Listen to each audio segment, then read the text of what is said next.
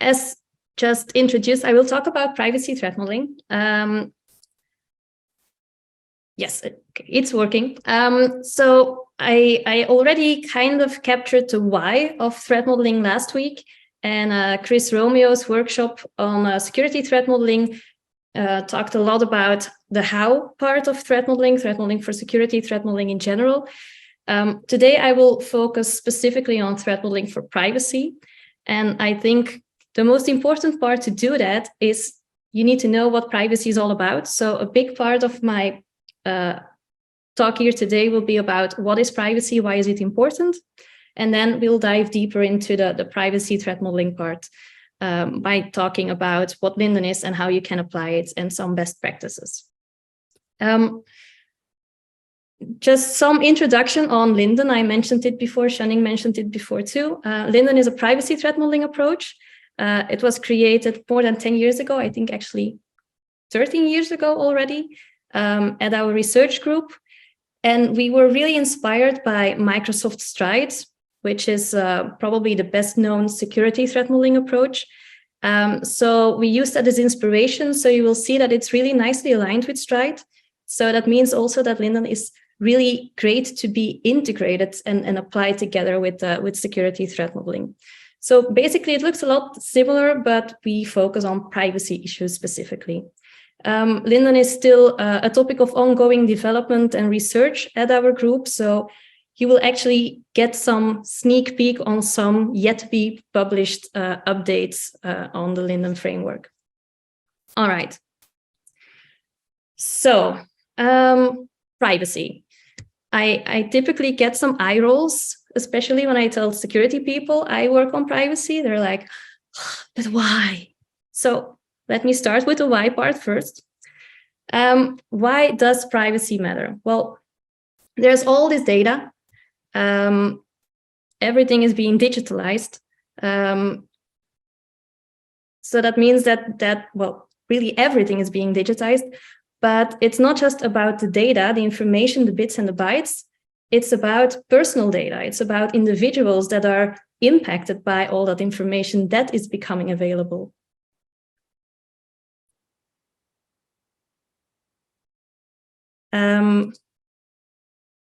I see some question in the chat, but I cannot open it. Yes, I will put that aside as well. All right. So what do I get sometimes as a comment? Well, yeah, sure, privacy, it's important, but not to me. I do nothing wrong. I have really nothing to hide. But I don't agree with that statement. I think it's wonderful that you do nothing wrong, but I think we all have things to hide. I'm sorry, that's not even mine. See if I can shut that down.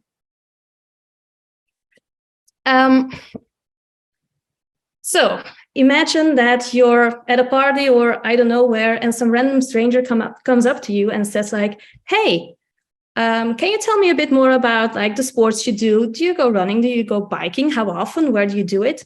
By the way, where do you live? Is it a fancy house? Do you have many valuables? How do your kids look like? By the way, how is your love life going? Are you planning to have babies anytime soon?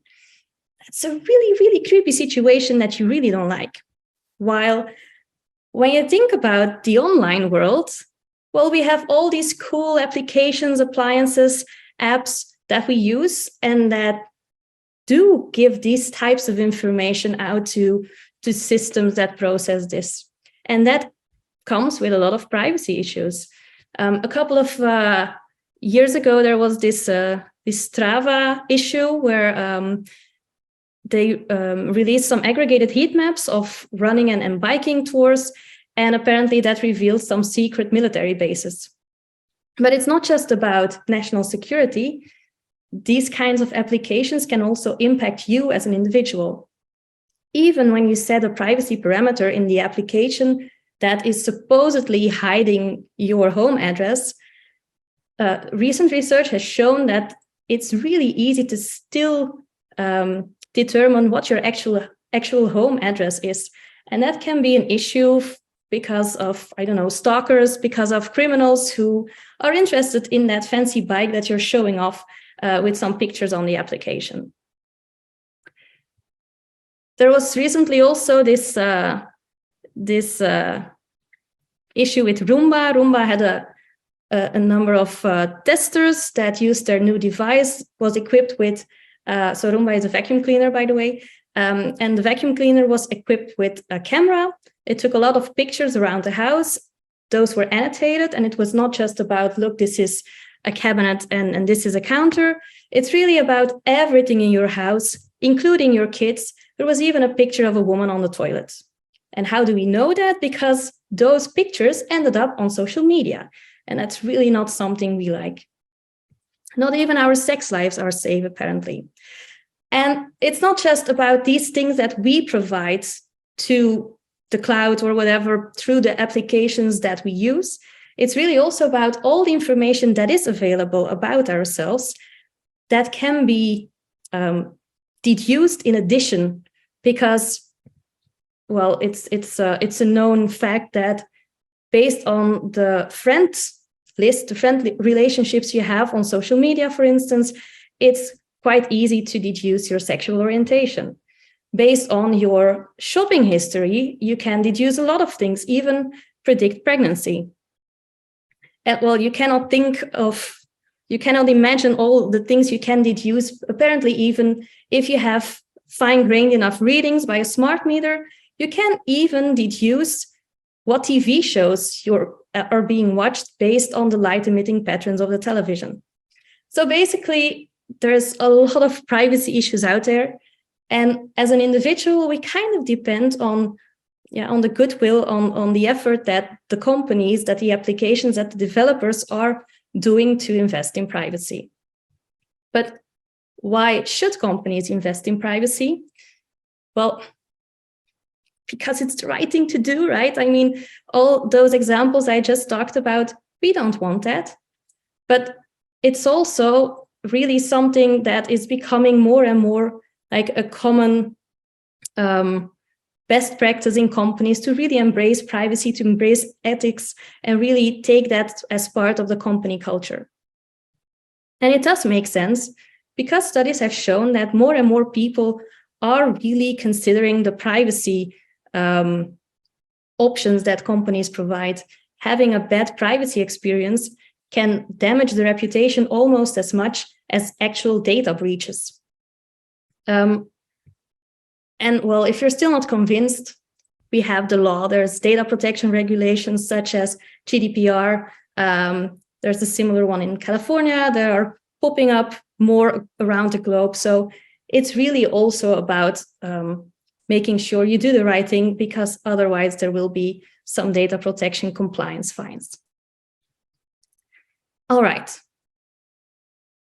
Another misconception then.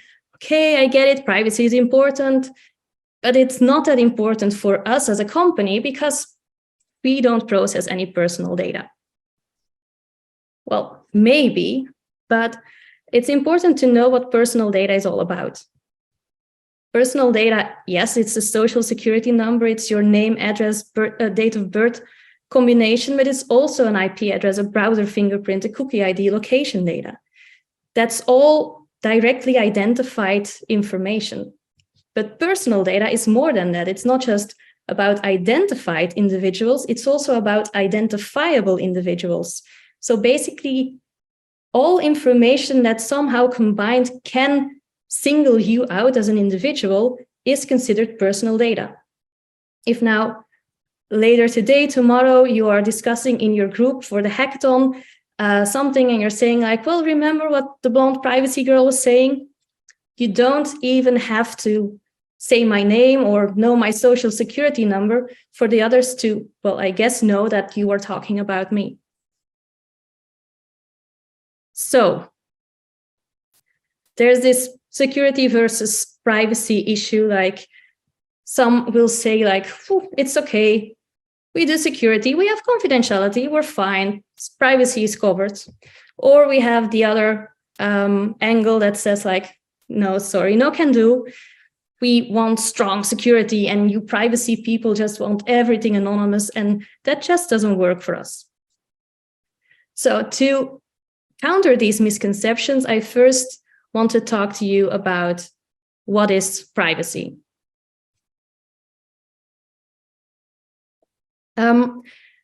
Similar to the CIA triad for security, so confidentiality, integrity, availability, there's also a privacy triad, which is intervenability, transparency, and unlinkability. Or if you like the NIST terminology, that's manageability, predictability, and disassociability. Now, that unlinkability part is actually quite a complex concept that is more than just linking. It's also about identifying, data disclosure, detecting, non-repudiation.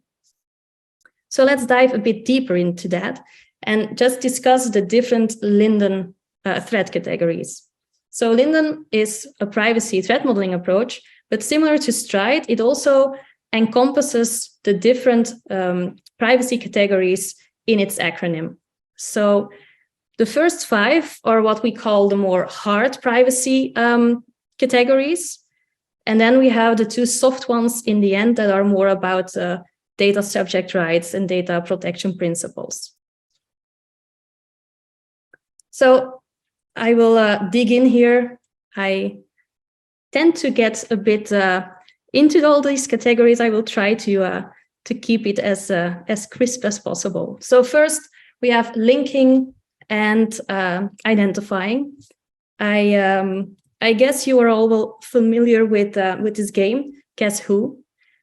Basically, when you're playing this, when you're asking, well, is it a woman? Does she have dark hair? Does she have blue eyes? Then you're linking. You're associating different data items, different concepts together to build a profile. You're identifying when you're winning the game. That's basically the main difference. Because linking is about learning more about an individual by matching these different data items together. You basically get different traces and you can tie them together in this kind of a 1 + 1 = 3 combination, because the more you combine, you learn even more about that combination. By the way, it's not necessarily only about linking things together for an individual and building that profile about that specific individual. You can also link information about a group. For instance, learn more about people living in a certain neighborhood. Maybe they have a higher risk for a certain disease, and you want to learn more about that. So that can also be a linking issue. And identifying is really getting down to the identity, learning the identity, because you have a direct identifier, because you link together so many pseudo-identifiers that you now have a good understanding of who that individual is. And that doesn't have to be just a direct identifier. In this picture, if I talk about the yellow duck, you all know which one I'm talking about, and we don't need to know the name of the duck or the DNA sequence or anything.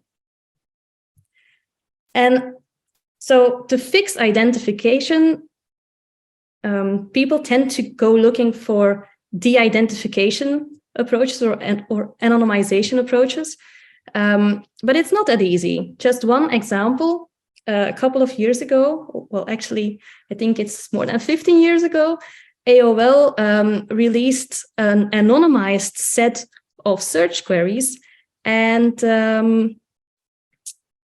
just for research purposes. And this is one of such a set of search queries of one profile. And some researchers were really quickly able to narrow this down to one individual, Thelma Arnold, who apparently has some interest in 60-year-old single men and movies for dogs. So really, it's the more information you have, the harder it really is to de-identify the set of data. Okay, so we have linking, we have identifying, we also have non-repudiation. And especially for security people, this is an interesting concept, because non-repudiation from a security perspective is like a good thing, something, a property to strive for. And for privacy, this can be a problem. For privacy, we sometimes want plausible deniability. For instance, when you go voting, you typically want to be able to deny who you voted for. So a non-repudiation threat is actually a proof of a claim about an individual. And that proof consists of two parts. On the one hand, you have this kind of action for which you have evidence. And on the other hand, you can tie that action to the individual. There's some attribution that ties the individual to the action. And whether or not this is a problem is also very context dependent. As an example, I want to talk about period tracking apps. And you might be like, what does that have to do with plausible deniability? I mean, it's a monthly recurring event, whatever. Well, it really depends on the context. In some countries, well, no, let me first say, what can you deduce from period tracking apps? It's not just a period, it's also pregnancy, it's also abortion. And in some countries and in some US states, after the Roe versus Wade overturning, that abortion part is a big problem. So now some of these apps have decided to focus also on that plausible deniability requirement and, for instance, allow anonymous use of these apps to hinder or to prevent this non-repudiation threats. Okay, next category is detecting. Detecting means that even without having access to the data itself, you can still deduce additional information. In the picture, even without actually being there in that desert and seeing what the thing is that's going around in the sand, well, based on some observation, based on some side effects, you might still be able to deduce a lot of information. And the same applies to systems. What I like as an example here is, for instance, the forget password feature of websites. If you type in the email address of somebody, you want to know, do they have an account at the website? When the forget password feature replies saying, well, thank you for filling in the request, we have just mailed you like a new password link, then you know that that person has an account there. Better would be saying, well, if we have your account details, you will have a mail to follow up with. Okay, then we have data disclosure. Data disclosure is not the same as information disclosure or confidentiality. Data disclosure from a privacy perspective, it's really about unnecessary use of data, reducing the collection, the storage, the processing, the sharing of your information. And that can be just collecting too much information, too specific information, processing for purposes that are not in line with the original collection. Well, and I think we can all think of many examples of this kind of oversharing in our daily lives. Just one example that comes to mind is, well, at least in Belgium, since COVID, there are more and more restaurants that have this QR code that you need to use to order your food or your drinks. And typically those apps will require you to fill in also your name, your email address, your phone number, whatever, just to order a drink. And well, that's a good example of these data disclosure issues. So in essence, what should you do as a data collector, a processor, kind of like this mama bear for her cubs, you just need to act in the best interest of the individuals that entrust you with their information. So for those who followed the talk of me last week, it's a bit like the ice cream example. Think about it up front. Do you really need it? If you don't, just don't collect it, don't store it, don't process it. Okay, we're moving to the soft categories now. And awareness is actually the combination of the two other categories in that triad, so transparency and intervenability. So on one hand, as an individual that puts information in the system, or as an individual whose information is being used in the system, you should be informed about what's going on with your information. And ideally, there should be even some nudging to make sure that well, you don't overshare too much information. And on the other hand, so the bottom part is also about control. As a data subject, as an individual, ideally, you should be able to to set some preferences about who gets access to your information, to have access to your information, to rectify your information. One more example that combines these two is, well, I think you all know these kinds of pop-ups. What do? We just click on the big green button and get on with our lives. Now, this is a typical example of a dark pattern, which is designed to nudge us in selecting the less privacy-friendly option. Big green button, that's the only thing you see. You probably don't even read the information, what is going on with your data. They made sure to find the opt-out button. It's not that easy. And they really don't give you some control, because probably you want to allow parts of this, but not everything. So you prefer to have a more fine-grained option. So this is an example of both the lack of transparency and the lack of control that you would expect as an individual, as a data subject. And then finally, non-compliance. Non-compliance is kind of the umbrella term for the need for lawfulness as well. You also need to think of that data protection compliance, to get lawyers in the loop to check those compliance parts. Also standards, best practices for cybersecurity. I mean, I have been explaining what privacy is all about. It's different than security, but it also really relies on confidentiality. If you just have no access control, well, privacy will be a tricky part to achieve. So, we don't need security versus privacy. We want a combination of security and privacy, because privacy does not need to conflict security. I have yet need to come across an example where it's really an issue, especially when you consider the two together early. You can always find a way to get both privacy and security requirements combined in a way that both have value. So yes, privacy can be implemented, analyzed in the same way as security. It should actually be combined. However, it's important to realize that it requires a different mindset. So where security is about protecting the data, privacy is about personal data. So that means that instead of just considering data as a company asset that we want to protect about the evil outsider, privacy is about protecting the data subject, the individual's assets.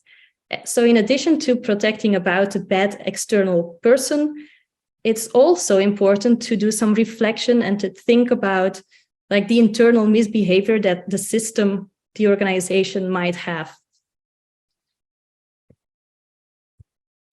Okay, so should I first take questions now, Shuning, or explain the hands-on? Yeah, so we have about 3 questions that's in the chat. I'm not sure if you can access the chat. Yes. Address those questions before getting to the handout, that would be great. So the IP addresses, well, there is some European ruling that says that IP addresses are personal data because they can be traced to a specific computer and thereby identify a person. So that's what makes them PII. And the same for browser fingerprinting, because they are so specific, they are sufficient to single you out and thereby are considered personal information that needs to be protected from, at least from a legal compliance perspective. That's a long question.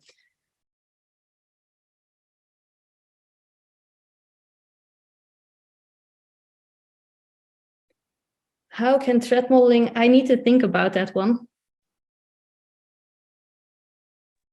If I can speak, Kim. Yes, please elaborate. Yeah, so you were saying that that you will still need to find some kind of conflicting area where security and privacy might be conflicting.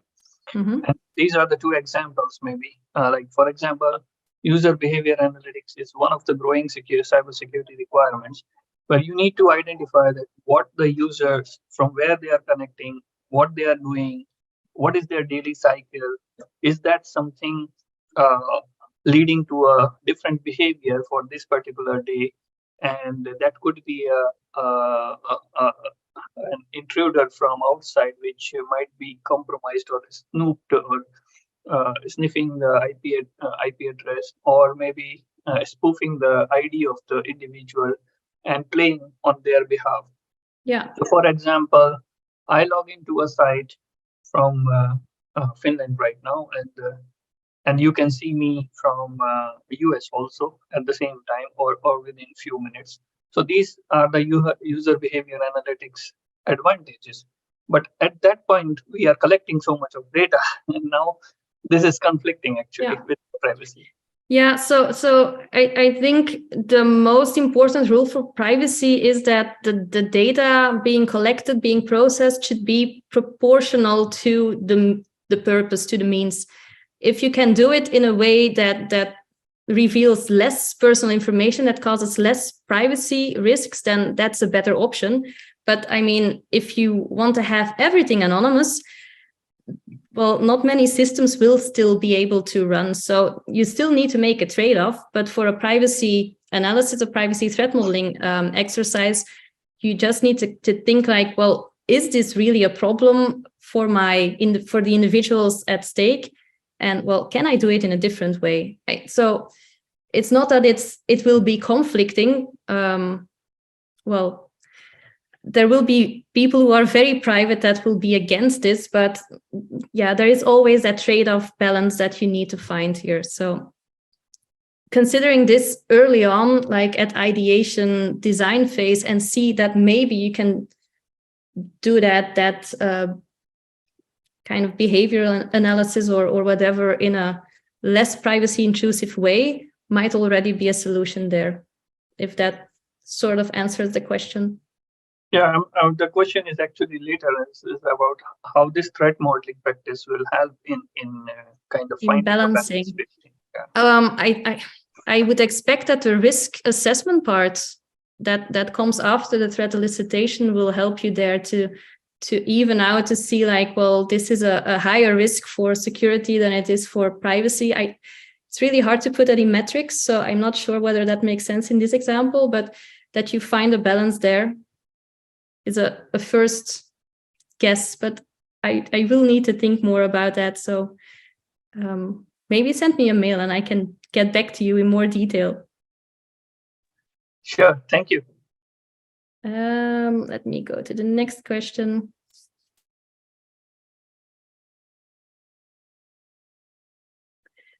So we collect IP addresses and so on. Does that still matter as a privacy concern? Not necessarily. It means that you are collecting personal data and you need to do like the best you can to protect the privacy and to make sure that it's kept in a secure way. As you say, if you don't really link it or process it in a way that would be a privacy violation, then I think from a threat modeling perspective for privacy, at least, that's okay.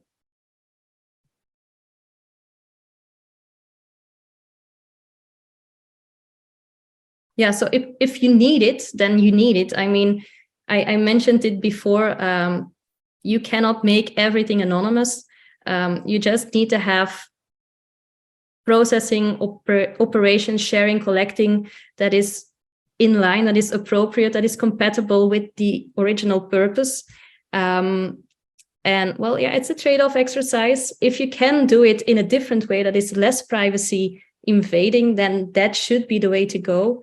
But it's often hard, especially for systems that are already up and running, to do that kind of exercise, because it would require more, well, big changes sometimes. So to have the legal answer there, like, do we need it for compliance, to be okay from a compliance perspective? I guess you would need a lawyer.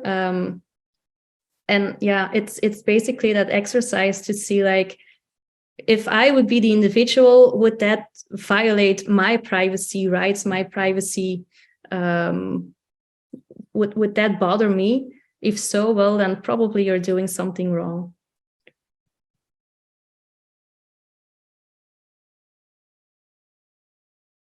Yes. Are there any more questions I missed? I think I have most. Okay. So Shuning, did I miss any? If so, okay.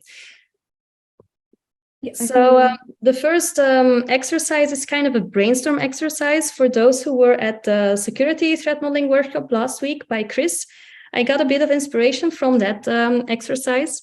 So we also have a house, but it's with a twist. It's the house of one of your friends, your acquaintances. And well, they're out for a couple of months. They owe you, so they give you the key for you to use as kind of a second home. And I said before that privacy matters to people who do nothing wrong. But I think for this exercise that it would actually be more fun to consider us like ourselves like the bad guy or the bad girl. So just imagine you're the main character in like a Hollywood movie and you're, I don't know, a criminal, or you're a drug dealer, an arms dealer, and you use the house to stash your stuff and have a meet with customers, or maybe you're like a superhero and you use the house as a secret hideout to meet your sidekick, or I really don't know what superheroes do. Basically, you imagine you have this top secret private persona that goes to the house on regular occasions and that really does not want anybody else to know their identity, to know who they are, what they're doing, why they're going. That's kind of the start of the movie. So what makes a good movie? It's a plot twist. So that's kind of the exercise that you will now do. You will think about who can deduce what kind of information can be linked, what information can be deduced, what information gets leaked, so that your identity, so that your actions, so what you do there, why you go there, who you are, can get exposed. You can go crazy. You can make it like a comedy or a thriller, whatever. Make it, make some assumptions, and just think about like linking, detecting, identifying who can get involved in the neighborhood. Okay. Any questions about the exercise? If not, then Shuning will split you up in groups and we will be back in, I don't know, 10 minutes? But Kim, you mentioned that the owner has given the keys to us. Yes. So it means that they have given the consent actually to access the entire house, isn't it?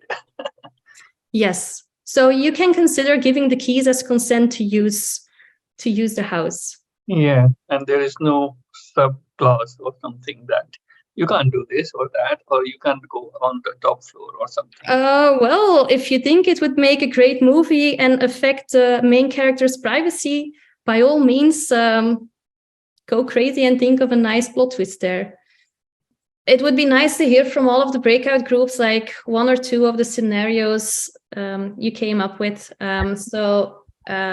I don't know who was in breakout group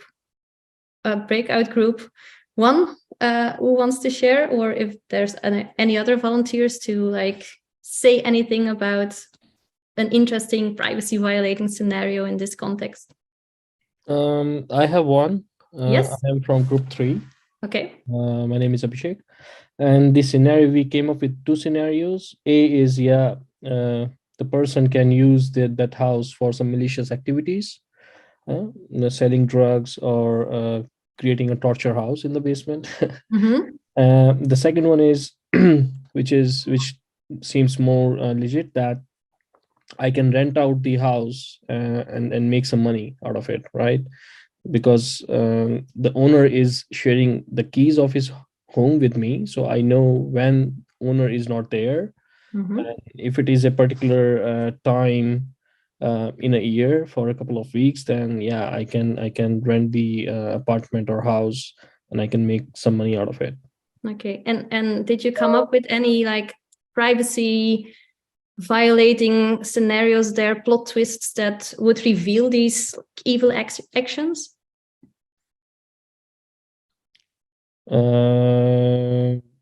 Not really. Not enough time. Okay. Okay. Any other groups that are willing to share? We are from group 2. Okay. We had two kind of scenarios. Let's say direct malicious actions that you want to do them, and indirect, like even if we don't want or we want to hide them, and we still want to keep the relationship with the person. So the indirect is like you have a social activities through social media, like you take a picture and you can reveal information about family status, children, medical information.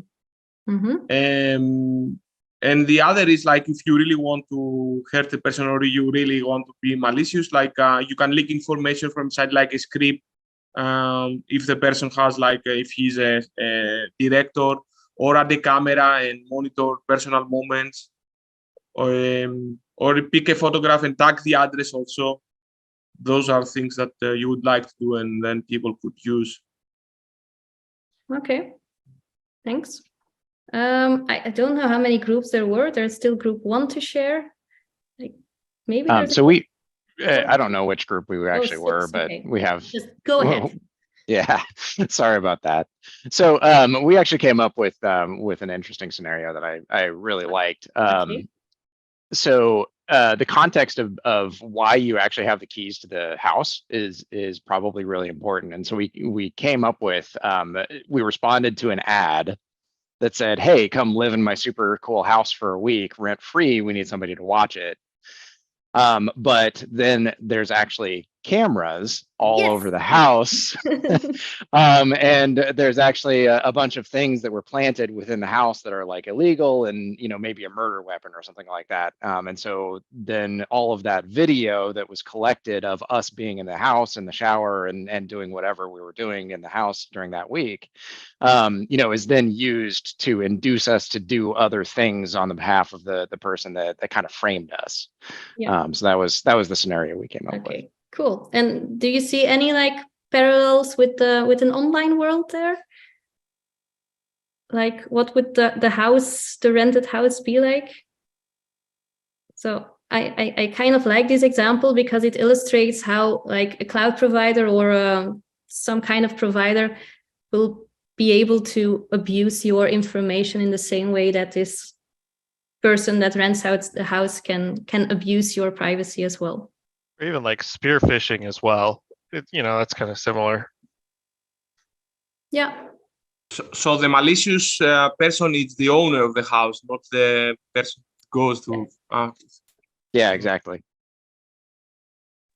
Yes. Do we still have time for another group? I'm not keeping time. Yeah, we had group 4 as well. So Okay. Mark actually came up with a good one. So it's actually from an episode of The Big Bang Theory.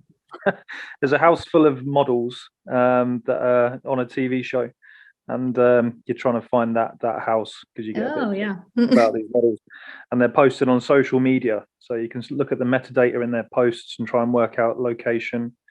You can also sort of find out other information from them from social media, like you have to say they're tracking their runs on running apps, and that data is available online, so you can see where their run starts and finishes.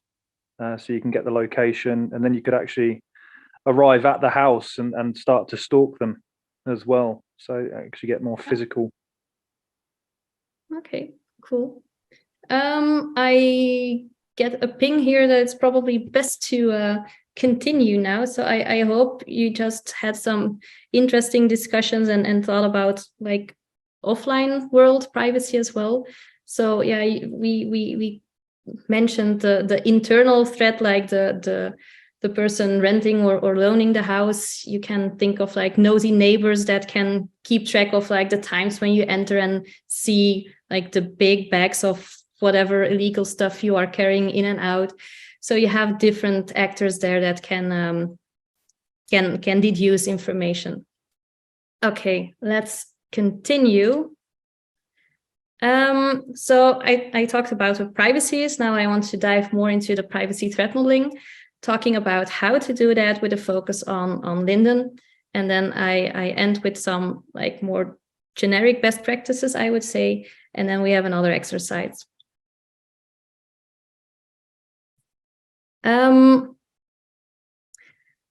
So those who were there last week will know everything about threat modeling. Well, I gave a small intro, but Chris gave a very extensive overview in his workshop on security threat modeling. So I advise all of you to have a look at the recording for those who weren't there. So as a quick recap, what is threat modeling? Threat modeling is basically just answering 4 questions. What are we working on, or what's going on? What can go wrong? What will we do about it? And then, did we do a good enough job? And those are the 4 questions as described by Adam Shostak. And basically all threat modeling approaches, security threat modeling, privacy threat modeling, all follow the same 4 questions. I like to go over these different steps with a LINDDUN focus, just to illustrate that I know it can sound a bit scary, but it's not. Oh, I'm not sharing my screen and I have such beautiful slides. Okay, let me see. But I like to illustrate the different steps by walking you through an example. And that example is about a doll. Why? Well, because I like to illustrate that threat modeling can be as easy as a child's play, but mainly because this is just an awesome example to illustrate privacy threats, because this doll was actually banned from Germany. I will not reveal why yet. Let's discover that together while threat modeling. So the first thing you need to do is you need to model the system. You need to understand what you're working on. Typically, that's done by creating a data flow diagram, or DFD. A whiteboard sketch will do just fine, client server view, whatever you have at hand.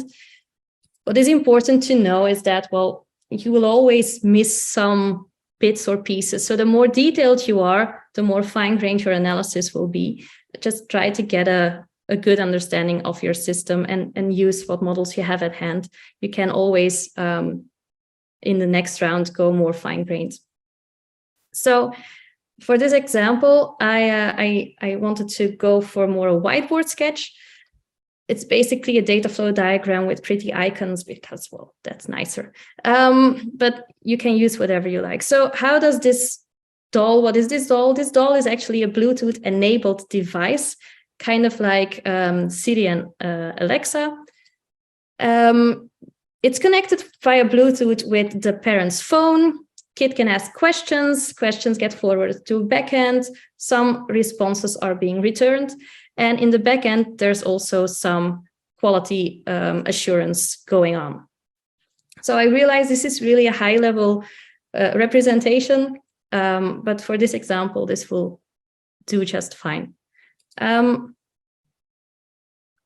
So we know kind of what the system is all about. We want to find the threats. How do we elicit privacy threats? Well, again, referring to the example I gave last week, for those who missed it, it was about kids who ordered a big ice cream and all the things that can go wrong by doing that. How do you tackle that as a parent? Well, you need to know upfront, you have this prior knowledge of, well, something can go wrong. The same applies to security, the same applies to privacy. In order to properly assess privacy or security threats, you need to have that prior knowledge. And that's why I think approaches such as Stride and LINDDUN are so interesting, because they provide this kind of reusable knowledge support. So Stride has that knowledge support for the different categories. In its acronym, LINDDUN has the same. We went over the different categories in the first part of the workshop. How does that knowledge look like? Well, similar to Stride, Stride also has these threat trees. LINDDUN has privacy threat trees that capture like the most common issues, attacks for a data flow diagram element and a LINDDUN category combination. If you think, wow, this looks a bit overwhelming, fear not. We also have these wonderful LINDDUN Go cards, which sort of have the same knowledge, but in a more like lean format that provide you support and help you to determine like, what is this issue about and does it really apply to my system? Now, let me first illustrate our doll example with the trees because I know for some people they look a bit scary and I want to illustrate that they shouldn't. And then I will talk a bit about the cards because in the hands-on part, you will be using them as like a discussion facilitator. So we know our system model. What will you typically do? Well, if you follow Stride or Linden by the book, you will create this big mapping table, rows with DFD elements or DFD interactions or system interactions, and columns for each of the Linden or Stride columns. And then you use that table as kind of a very structured guide to go through the entire analysis. Or you can do a more ad hoc, pragmatic way where you just go over the knowledge and see where it fits in the system.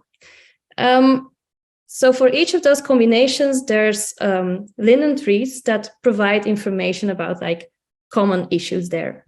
For this example, we just focus on part of this to scope the exercise. And so this analysis is about identifying information in a flow, in an interaction. So what is one of the leaf notes here? It's about identifiable content. And we have kids' voice data. It's sensitive, it's identifiable because of the questions that are being asked. And it's shared over an unsecure Bluetooth connection. Researchers have shown it's really easy to eavesdrop on this communication, and it's also easy to like intercept the communication and basically talk to the kid through the doll. So we don't want that. Continuing with this sensitive, identifiable kids' voice data, there's also an untrusted receiver at play because that third-party voice analytics company that does quality assurance is actually also working for US military, and that freaked out a lot of people. And that actually caused the doll to be banned from Germany, be banned from many stores worldwide. Although it's still being sold at this time. Okay, you can do the same with the LINDDUN GO cards. Well, they come in a printed deck. You can find the PDF online for free as well.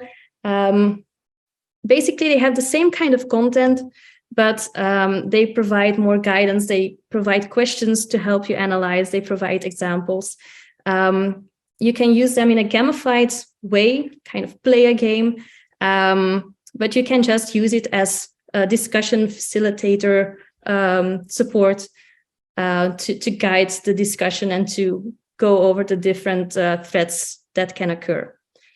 The idea here is really to get all the people around the table engaged because, well, threat modeling is more successful when it's really a collaborative approach. Okay, so we know what can go wrong. What will we do? Well, we want to fix it. So what is often the first step? Well, we want to prioritize threats. We will probably not be able to fix all the threats at the same time, budget, time. So we want to prioritize by assessing the risk, the impact, the likelihood. There's all different ways to assess risk. It can be very kind of ad hoc. It can be very formal, quantified. There's a lot to be said about it. I even have a colleague who did a complete PhD on the topic. I will just say, well, you can use whatever approach you prefer, whatever you need, whether it's kind of ad hoc or a more formal, quantified way. Once you have assessed the risk, you will look for mitigations. You will want to resolve the issues you identified. And there you have different abstraction layers to start tackling that. You can have kind of high-level tactics, high-level strategies for privacy that would be like hide information, make it more abstract, remove information. And once you narrow down like a specific tactic or strategy, you can look in more detail for a more focus to, for instance, privacy patterns or PETs, privacy enhancing technologies. Well, we don't have the time to go into detail here, well, no, I will first go over this example. So we have the two issues, the insecure communication and the sharing with untrusted third party. So what would be potential solutions, strategies, tactics here? Well, obviously we want to hide and restrict the communication, restrict the access to the communication. So we need secure communication. So yes, we need security to solve this particular problem. Another solution would be to separate the processing, meaning that, well, maybe you can have the doll do the speech to text translation. So all that sensitive information does not need to be sent to the backend. Okay, maybe that's not possible for technical reasons. If you still need to share it to the backend, well, maybe you can make some abstractions and scramble the recordings when they're being sent to the quality assurance people, aggregate data, minimize also the way on how you process and store it. You don't have to store the recordings once they are processed. You can delete them. You don't have to link specific questions to specific users if you want to have just an aggregated view. So that's just some initial high-level strategies. And those strategies are actually taken from the Little Blue Book by Jaap-Henk Hoekman, who wrote this leaflet on privacy design strategies. I just mentioned them here because I think it's a great resource and might give you some inspiration if you need to look for mitigation approaches for the hackathon project. Some other resources here too. So all the slides will be shared or are being shared already. LINDDUN also has a list of mitigation strategies and solutions. We actually have this taxonomy of mitigation strategies that are linked to LINDDUN categories. So it can help you determine like which specific strategies will map to the threat types I have uncovered. There's work by NIST, the Jaap-Henk Hoekman's strategies I mentioned before. We have patterns. There's lots of interesting resources to go look for mitigations for privacy and security. Okay, and then we are at the last step, which is basically, did we do a good enough job? Did we cover the entire system? Maybe we need to dig deeper into some details. Well, we mitigated the threats we found, but maybe there's some residual risk left, so we need to reiterate. So basically, it's kind of like a continuous process. I talked about LINDDUN last week. You've heard about Stride, but actually there's many threat modeling approaches out there.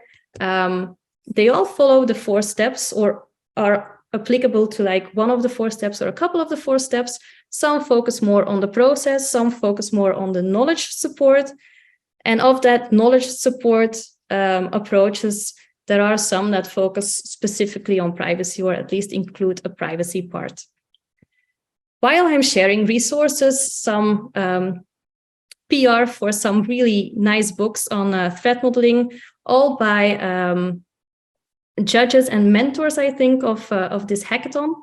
And also want to highlight the Threat Modeling Manifesto, which I think is an awesome resource.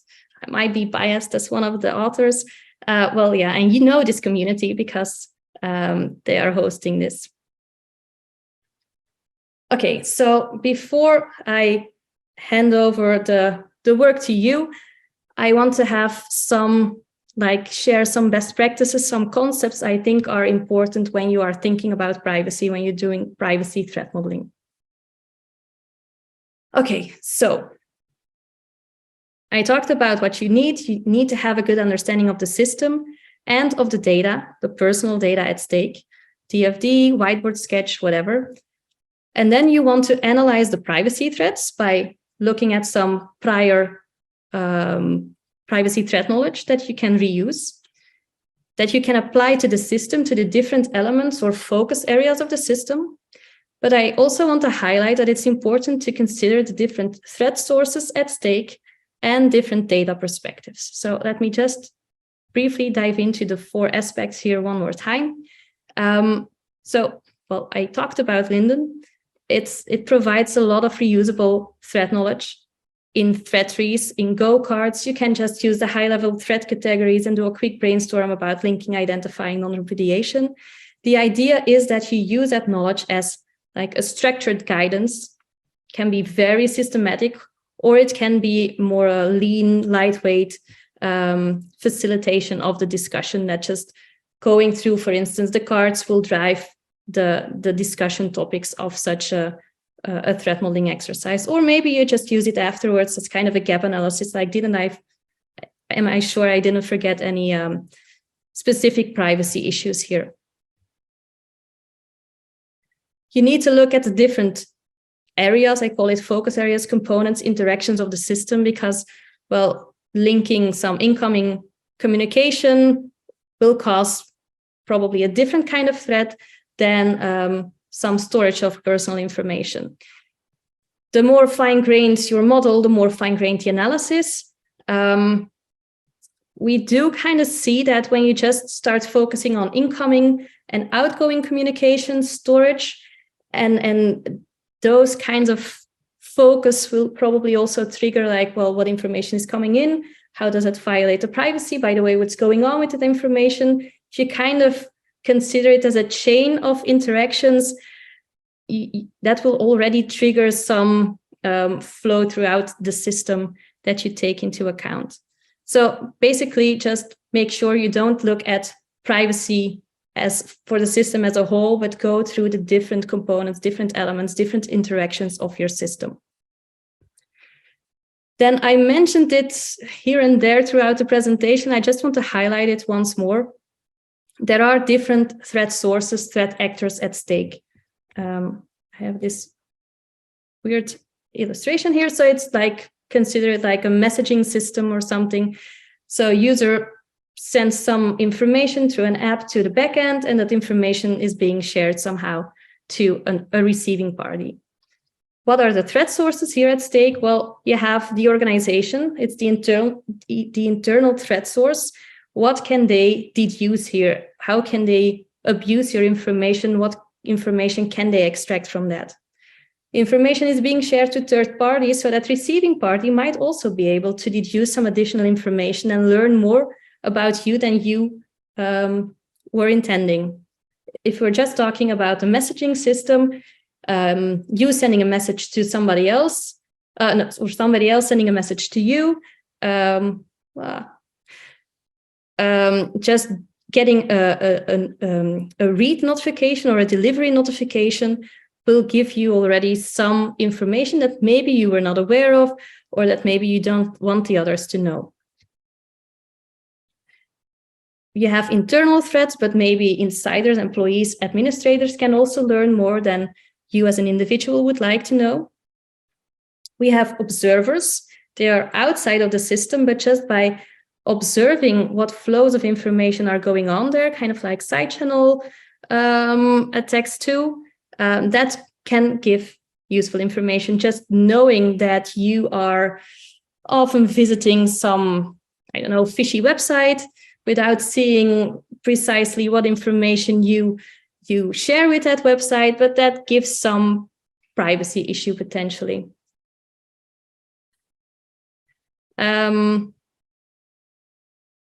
well, then there's the security issue. When there's a security breach, when there's unauthorized access, well, basically the impact of all these privacy issues and the likelihood severely increases. So also keep into account like the combination of a privacy and security threat will typically be much worse. And then finally, I want to talk about the data perspectives. Well, it's not finally, but finally for the four of these. So imagine you have this application that shares some information to like backend storage. You can have different data perspectives. What we typically tend to think about when we think about privacy is explicit data, like a picture, a document that is being shared. For instance, a picture of Alice is being shared, personal information. However, there's also a lot of implicit metadata that can be used and that can violate your privacy. For instance, well, people are being tagged here. places are being tagged. There's the location coordinates, the date of the picture, camera specifications, and so on. Also, meta information about the communication from the app to the backend can provide additional information. And all that information combined can lead to some more inferred data. Because, for instance, well, this picture was taken on Valentine's Day at a restaurant. So maybe Bob is in a relationship with Alice.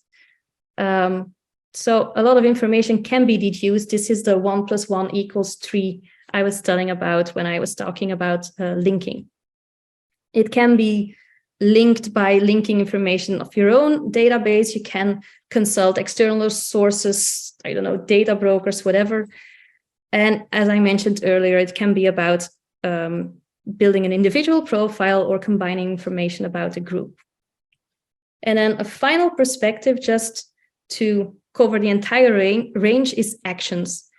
It can be that there are some actions that are not necessarily part of the system model because they maybe not really involve data, or they are kind of out of scope. For instance, Alice might have set some automatic backup for her pictures.